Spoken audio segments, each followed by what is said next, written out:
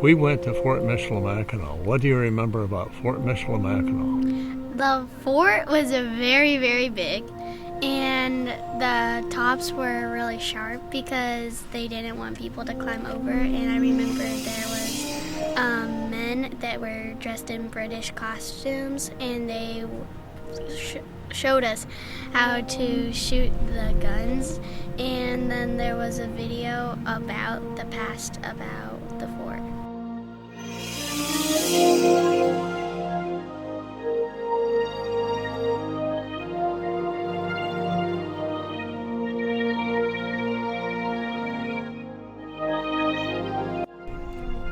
Wasn't he the first Jewish trader in Mackinac? Ezekiel Solomon was a Jewish trader there, yeah. Ran a good trading business there.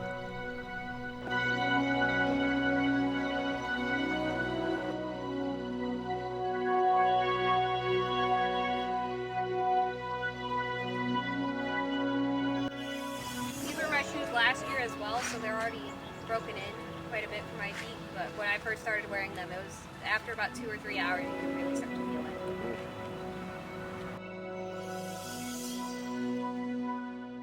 What do you remember about Fort Michilimackinac? I remember that, the fort, outside of it, there was a hut, and she talked about, trading furs and stuff, and the big canoes.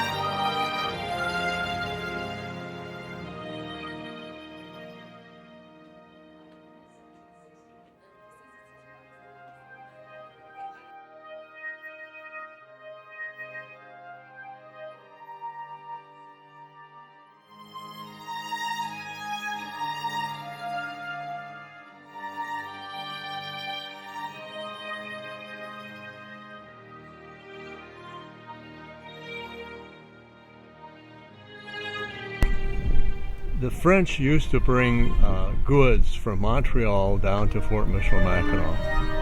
And then they would take furs and put it in these big canoes and paddle them all the way back to Montreal. Who were the men, what were they known as, who paddled these big canoes? The Voyageurs. The Voyageurs, yeah. And invite you to explore Michilimackinac and meet the people who continue to make this the crossroads of the Great Lakes.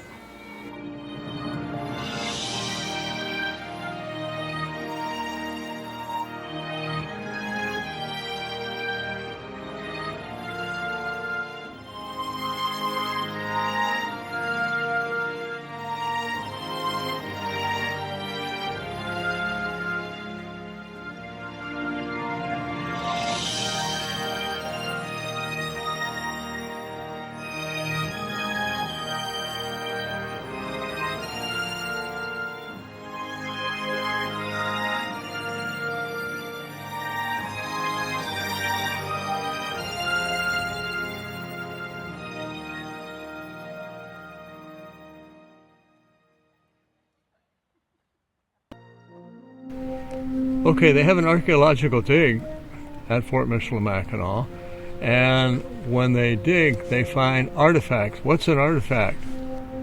Something valuable that they dig and they find in the ground that's from a different time period. They find broken glasses, old spoons and forks, and they find lots of beads, and they find some rings there and there, And they also find like old glass from teapots. Finding these things to try to piece together what happened in that time.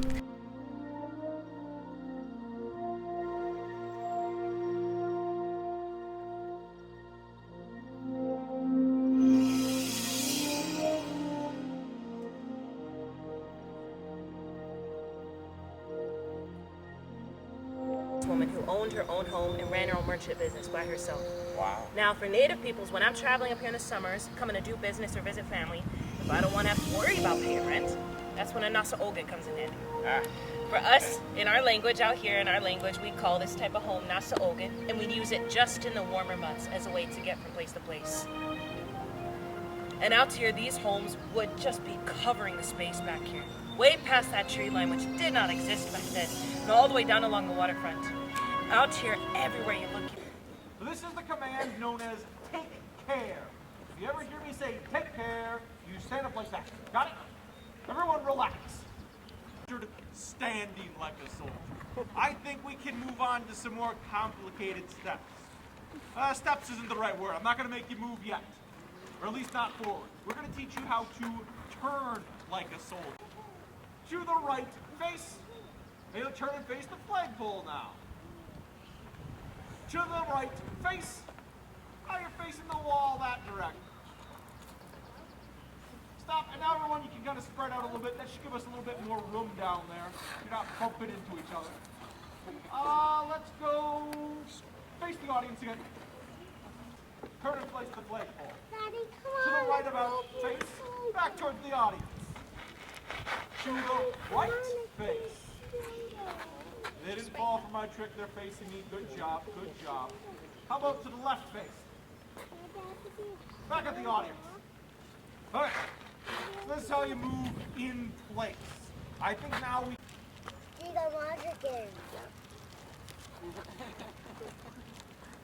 Kind of bunched up there a little bit. Not too bad. Halt. Steps involved. Remember, what you're about to see is for training, not for combat. Return, rammer. Show me your fire up. Fire!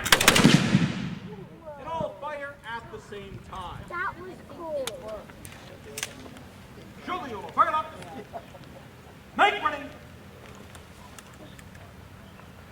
Present. Fire! He was the head of Fort Michilimackinac for a few years. I don't know what the time frame was. And he was known for his diplomacy between Native American tribes.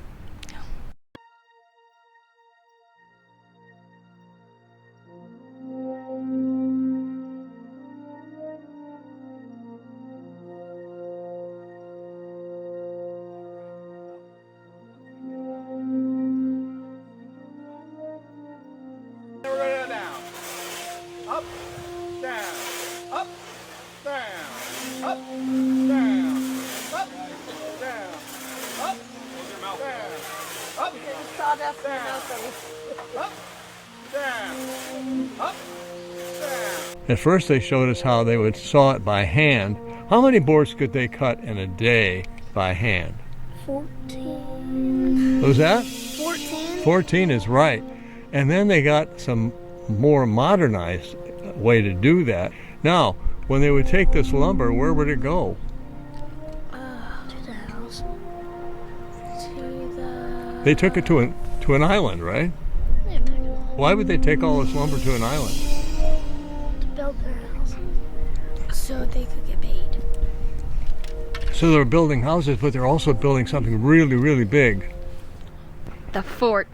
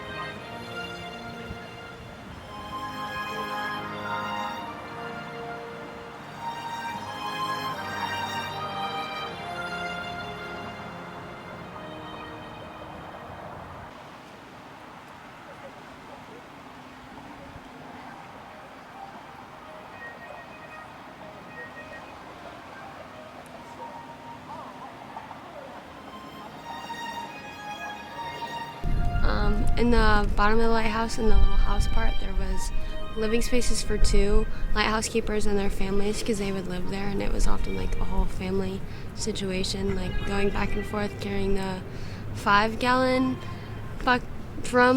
buckets of the kerosene when it was a kerosene lamp, and just maintaining it. You had to be there at all times, so there was often 2 lighthouse keepers. They would take care of it for a night, and then the other one, when the other one gets tired, they'll take in back for them. So somebody was on duty and somebody was off duty.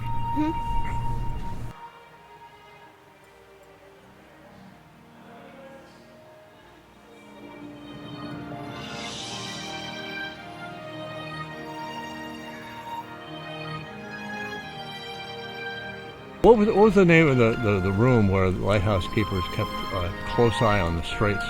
The observation room. Makes sense, the observation room.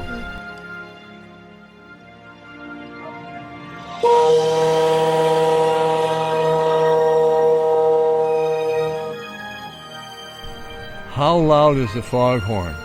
You can hear from here to Mackinac. That's pretty far. Yeah, really far.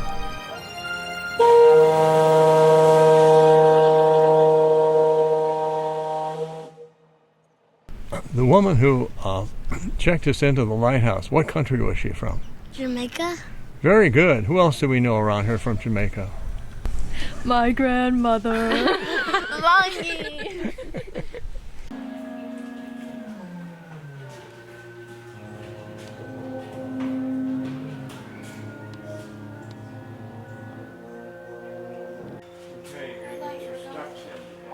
Yeah. How many steps are 50. Let's take a hypothesis. 50. Educated guess. 50. It's not the highest tower I've ever seen. Oh, I'm ready.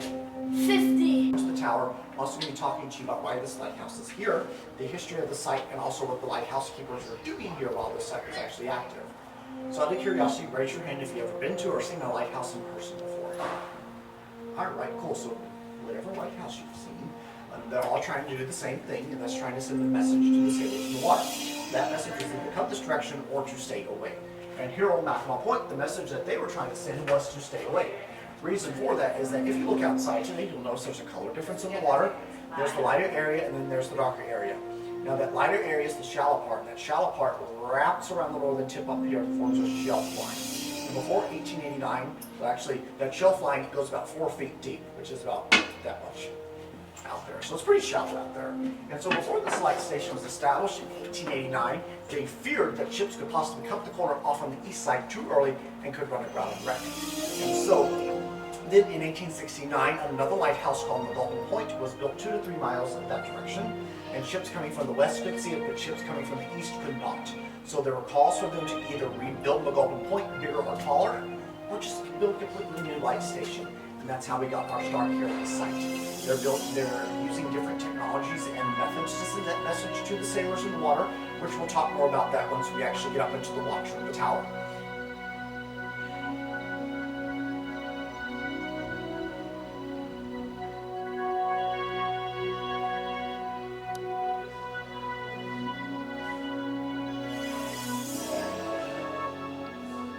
So what was the name of the ship that went down that was near Mackinac City, Michigan, 1965? The Cedar. Around correctly, again, there's not a whole lot to do when we're actually standing watch. We don't really know how the keepers split up the night. If one of the keepers worked the first 4 or 5 hours and the second keeper worked the second 4 or 5 hours, it's kind of unclear. We do just know that they were standing watch. Okay, so the Cedarville went down, and what was the condition that night? It caused it hard. It was so hard to see. It was foggy. Very, very foggy, very foggy. So the foghorns were going off. And that would sound like a fog. What country was the ship from that ran into the Cedarville?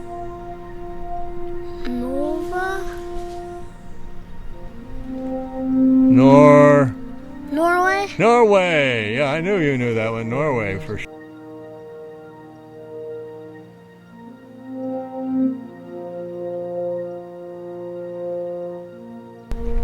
How many people were rescued from the ship? 27 people. 27. Anybody know the name of the Coast Guard cutter that came to rescue them? Was it the icebreaker? Icebreaker Mackinac? Icebreaker Mackinac.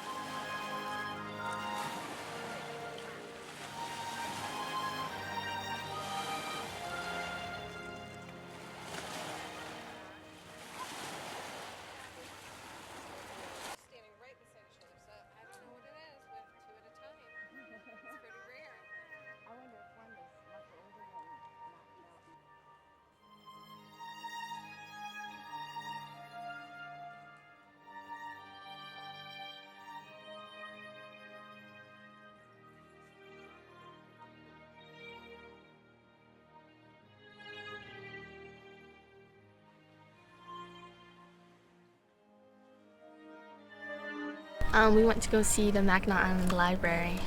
The Mackinac Island Library. We also talked about a famous film that was made on the island. Anybody remember the name of the film? Somewhere in Time.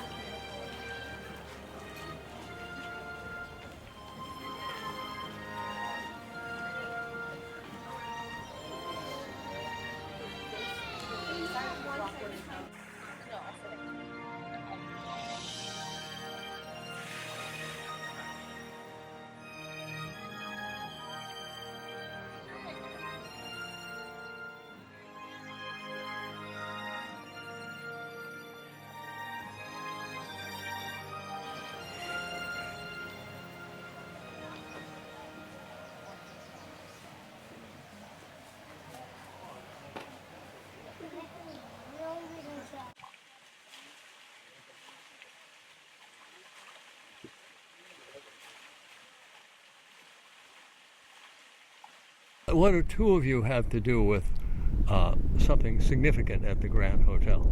Our parents were married there. Oh, how sweet is that, right? August the 2nd of 2002.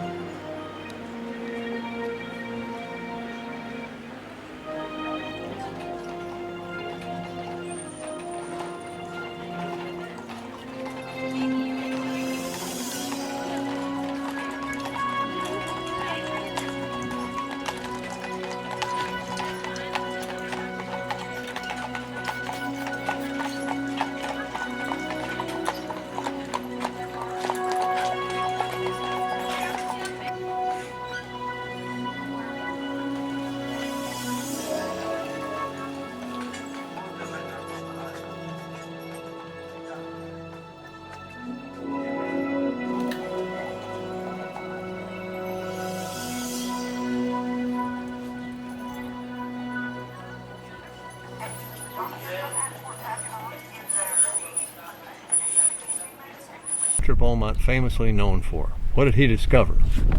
Gastric juices. Gastric juices is correct. And how did he possibly do this? He must have had a patient. He had a patient who had an abdominal injury. I don't remember what it was from, but it was a bullet hole in his stomach, and he was willing to let the doctor study the juices inside, and he ended up living longer than the doctor. He did.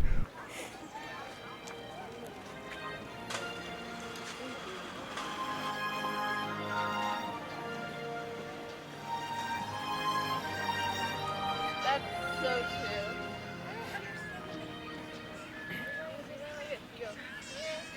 Yeah, it's nice flowing.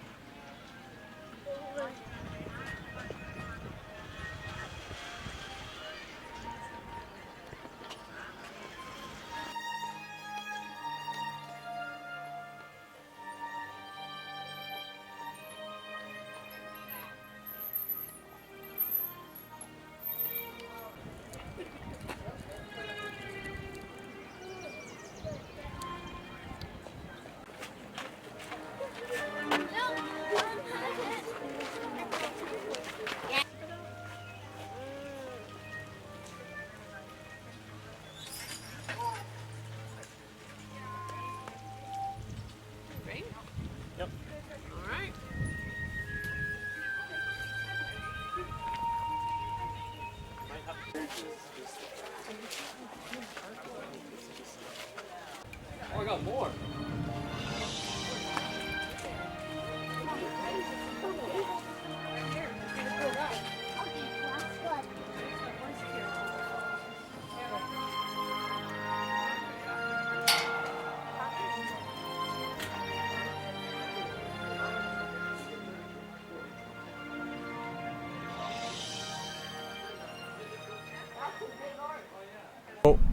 What was so special about the arch to Native people?